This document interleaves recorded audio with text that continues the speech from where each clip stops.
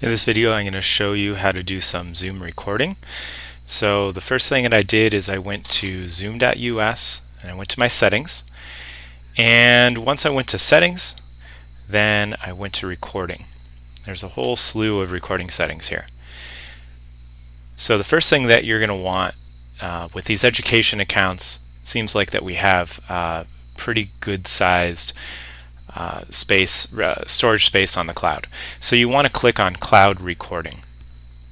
There's two reasons for this. One, that won't take up space on your computer. It won't slow down your computer as it tries to record what's going on at the same time as you are presenting. But additionally, you can choose specific views to record so that you are not recording students. Here's what I recommend, is that after you click on cloud recording, is that you record the active speaker with the shared screen, and you also save the chat. I save the chat so I can go back through and I can verify which students were present. And it also seems that reports give a decent account of which students were present. So you can go to reports, and that'll be a separate video. But I just wanted to let you know right now that there is a way to check to see who was logged in.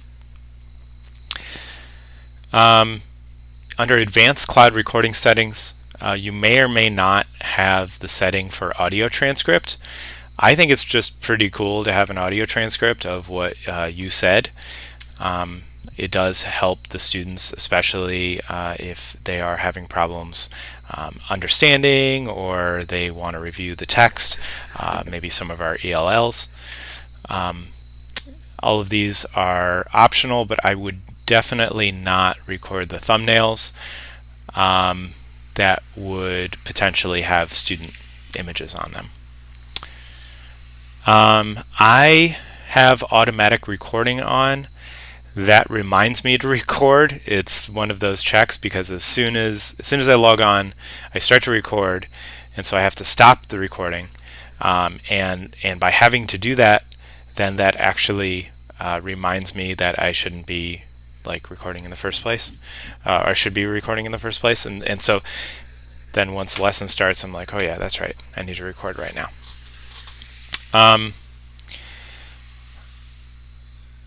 Then and you definitely want to have this checked. Host can pause, stop the auto recording in the cloud. I don't think any of these others are super important. You can turn on the recording disclaimer, and I mean, I think for our purposes, the students know that we're recording. It's worth it to mention it to them. So I think those are the main recording settings that you want. And then once you have your Zoom meeting started, so here's my Zoom window. Once you have your meeting started, you will see a recording button. And now that you've checked that you can record to the cloud, you'll also have this record to the cloud button. You will know that it's recording because it'll have a pause and a stop. It'll also be up here. This will flash occasionally. And then if you are sharing your screen, so if we share this Zoom settings window, and I bring over, because it's on my second screen here, I bring over the menu bar, then you'll see this little cloud and a record icon. I know it's kind of small on the recording, but you'll see this on your little Zoom tabby. That'll let you know that you are in fact recording. You can pause at any time, and if you pause, what'll happen is it'll attach it to the same recording. So if you're like, all right, go ahead and work on this for 10 minutes, and then we're going to come back and talk about it, and you don't want those to be two separate recordings, then that's a good time to pause. If you know you're going to get student input and you don't want that student input to be a part of the recording, then that's another good time to pause. So then you pause, and then you can resume.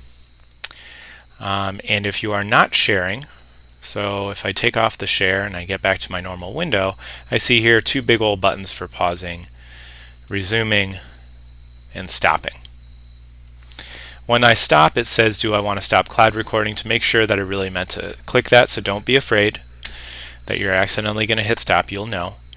You want to say yes when you're ready to stop. I'm going to end my recording and my meeting. And what it's going to do is it's going to send me an email and it's going to say, hey, this recording is ready. So in order to see those recordings, I need to go over here to the left-hand side under Recordings.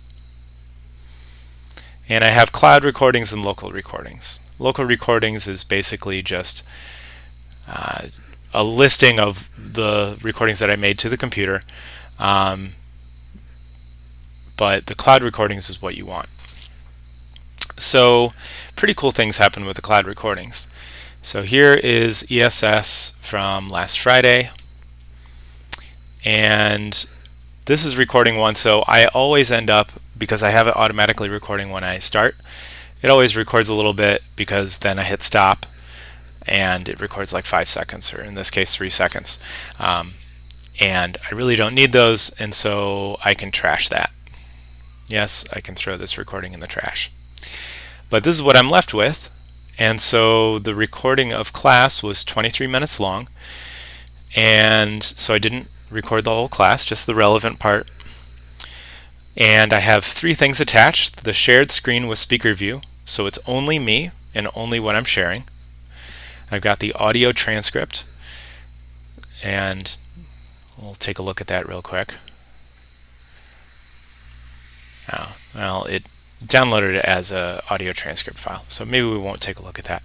And then there's the chat file, which is just a text file, so you can also take a look at the chat. But if we go to the shared screen with speaker view recording, this is so I'm going to back up just a little bit. This is an entire video right here, and now we have the actual transcript on the side, and you can actually share this with kids. This link, you can make sure that is shared, and kids will be able to actually see this entire recording. It's as easy as that. This is the link right here. And if I don't even want to go here to get the link to share with kids, then I can hover over this recording, the shared screen with speaker view, and I can click here for the shared link. Also, I can click here for share, and you want to make sure that it is shared publicly.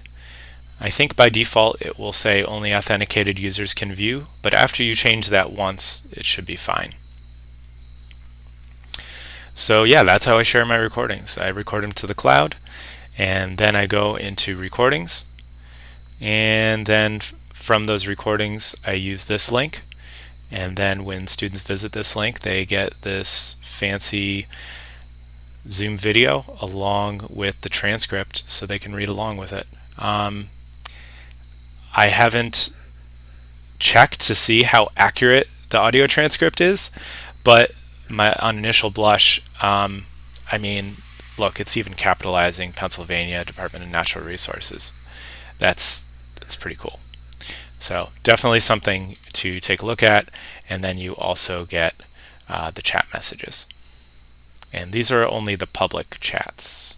Okay, so if you don't want the chats to record, then you don't have to click that, but I think that can be helpful because it does capture some of the student participation without necessarily revealing full identities.